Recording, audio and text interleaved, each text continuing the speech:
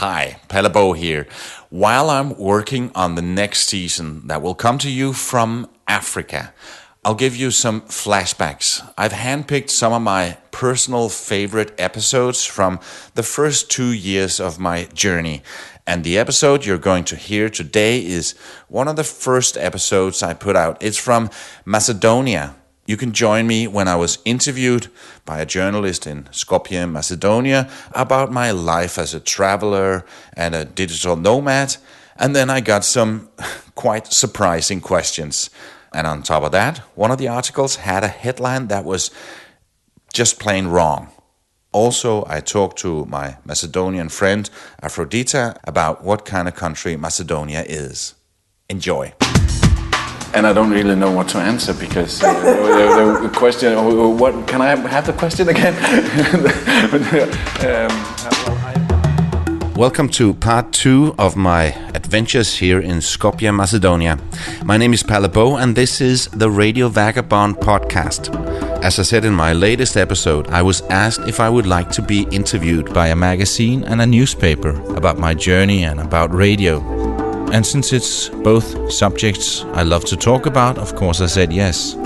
In the interview they wanted to hear a lot about who I was and what I've been doing in my life, about being a co-founder and co-owner of 10 local radio stations in Denmark, about me doing telephone pranks and a lot more. Jokes with Palevo, Да, jokes with Palevo. Humor sa Palevo. The conversation all of a sudden took an unexpected direction. I was asked about Hitler, Roosevelt, Trump, over Orson Welles, back to Shakespeare's Hamlet. What is rotten in the state of Denmark? And one of the articles got a headline that made me think, oh, did I really do that? Or has my memory been erased? Anyhow, we were a bit lost in translation. Listen to what I'm saying right here.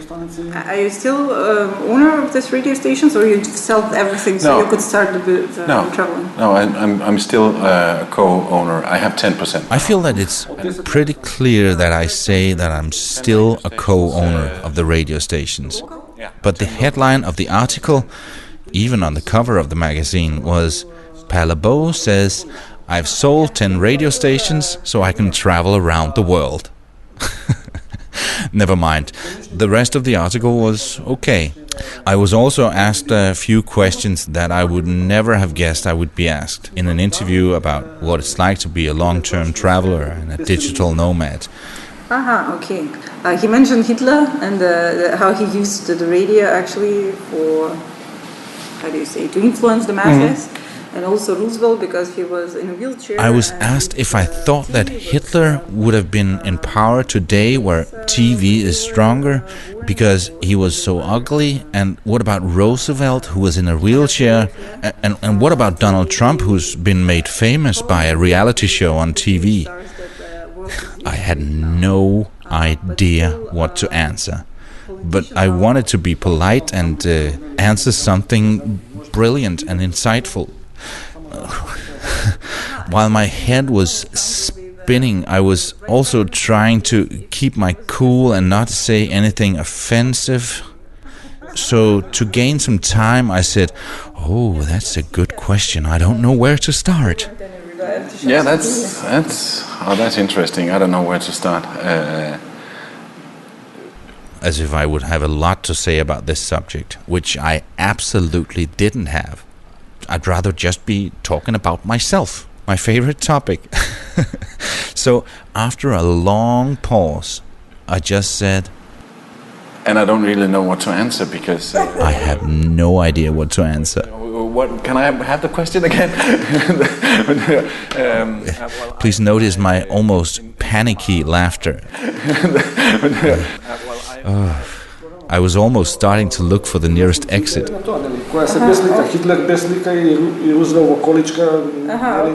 But he kept on going, he was persistent, and he didn't want to let me off the hook, so then I gave him some loose talk about Roosevelt, that he seemed presidential to me on the pictures I've seen, but that I didn't know much about the history around it, and that it was kind of a hypothetical question. To me, but I couldn't tell if.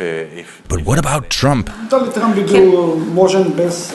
Is it because of his TV career with reality shows that he's been made a presidential candidate? And for this I answered, with his face and his hair, I don't think it's helped him being on TV. No, with his face and his hair, I don't think it helps him being on TV. Yeah, that's true. But in the article it said, with his face and haircut, I'm surprised how he could be on TV at all. Not quite the same, but never mind. After this, we talked about my traveling and about radio, and I finished off what I feel was kind of philosophical with a quote from Hans Christian Andersen. The Danish writer Hans Christian Andersen, he was traveling a lot in his time, and he said, to travel is to be alive. And being Danish as well, I live by Hans Christian Andersen's words. And then off to a photo shoot and another brief interview. All in all, it was a fun and different afternoon with me in the spotlight. You can see both articles with an English translation in my show notes. This place we are now, it's a small village in the mountain that's been built as a sort of a live museum. The hill actually is called Vodna. It's the nearby hill to Skopje. And we are in the courtyard of the monastery Pantelimon, and the ethno village that you're speaking of is above it. It's recently built. I think it was open in June this year. And it shows houses, typical village houses from different parts of Macedonia. So if you want to visit Macedonia and do not have the time to go to every place, I would suggest to come to Skopje and visit the ethno village. Although it shows very small number of houses, but still you get the feeling of life. How was it maybe 50 years to 100 years ago?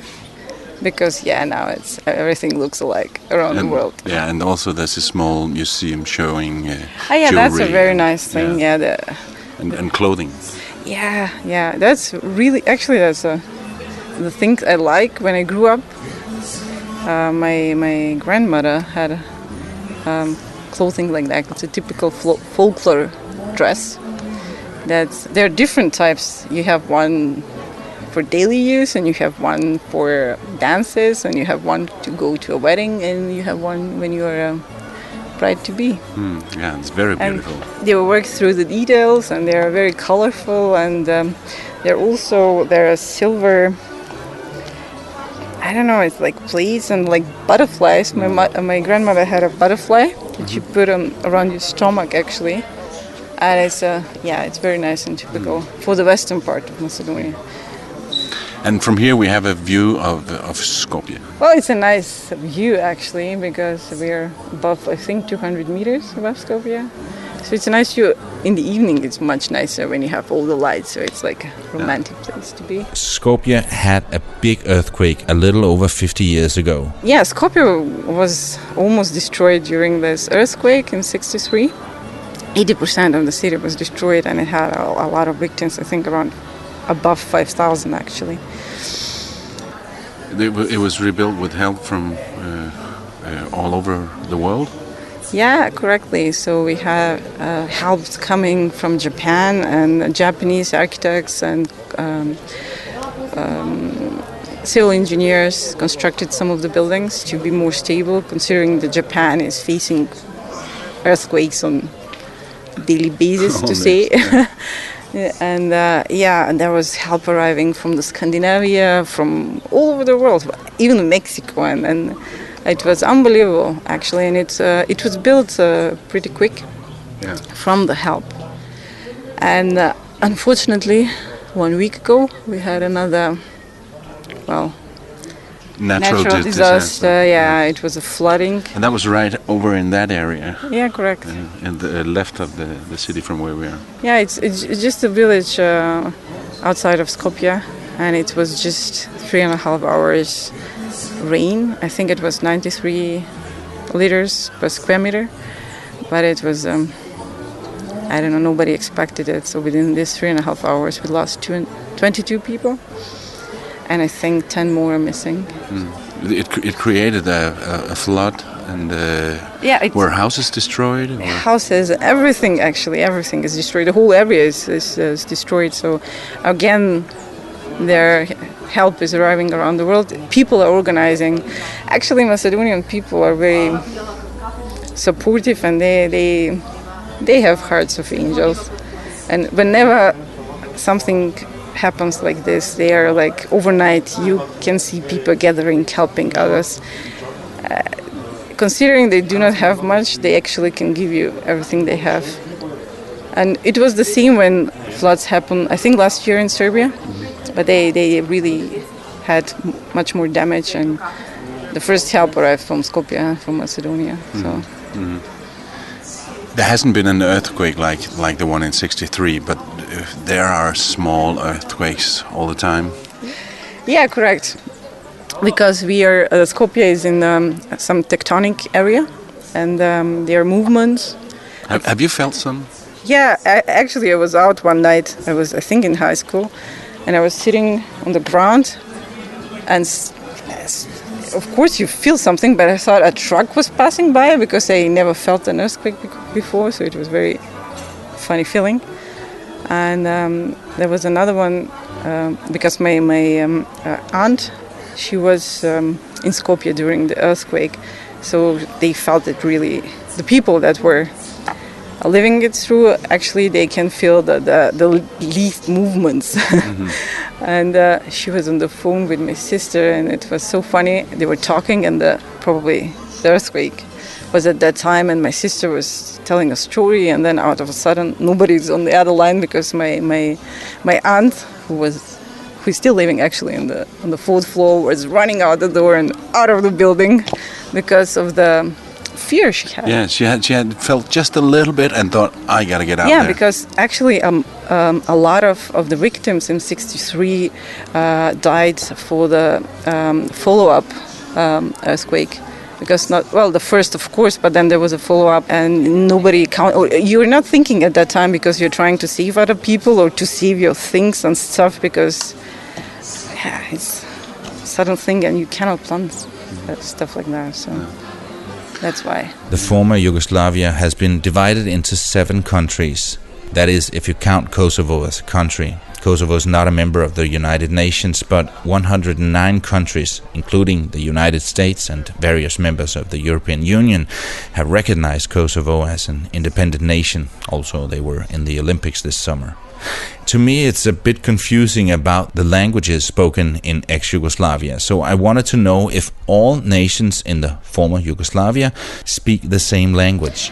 No, actually, now, after the fall of Yugoslavia, every republic has its own language, but all of them are Slavic languages, of course, and Macedonian and Slovenian language, a little bit different, and the others are very much similar. For example, when I was in school back then, we learned in Macedonian language, but we had to learn also Serbo-Croatian, which is the official language, but it was called Serbo-Croatian language. And afterwards, after all of the countries got their independent status, they, of course, had their languages changed into Serbian for the Serbs, and then Croatian for Croatians. And now we have also Bosnian, and we have Montenegrinian, and each country is trying to I'm sorry, I'm not an expert, but it seems like they're trying to invent words or to change words so there would be more differentiation between the languages. But still, it's a one family, so everybody understands each other. So, Zoran, where do you think this is going to end? If I see you in 2, 3, 4 years' time, where's Macedonia at that point? Well, I'm afraid about the future, because it's a successful concept. It just started here and it's spreading around. The same process is going on in Serbia now, because it's a successful concept. The concept of the ruling party and getting the judiciary system, the media system, and all the other systems by the country ruled by the party, not by the democratical mechanisms. is so successful and went to this far, so it will be spread around. So I think the world democracy, in a way, is endangered by this concept. Could it end, Bloody? There is a potential, because there is a very big segregation between, not on ethnic basis, on political basis.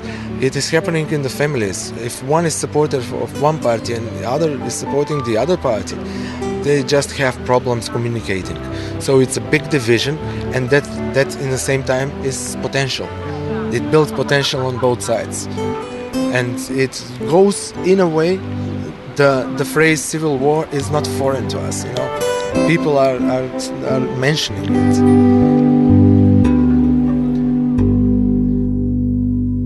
My next stop will be Belgrade. That was the capital of Yugoslavia. Now it's the capital of Serbia, and I'm really looking forward to it. Before I leave Skopje, I want to say thank you so much to all the nice people I met here. Especially, of course, to Aphrodite for helping me so much and being my local tour guide for the last few days. Everybody was very friendly to me. I only wish I could have stayed in Macedonia longer and maybe also see the southern part of the country. But that has to be another time. If you like this podcast, please share it with your friends. You can also follow me on Twitter, The Radio Vagabond, and on Instagram, Palle Bo. These are all in English. My Facebook page, Palle Radio Vagabond, is partly in English and partly in Danish. My name is Palle Bo, and I gotta keep moving. See you.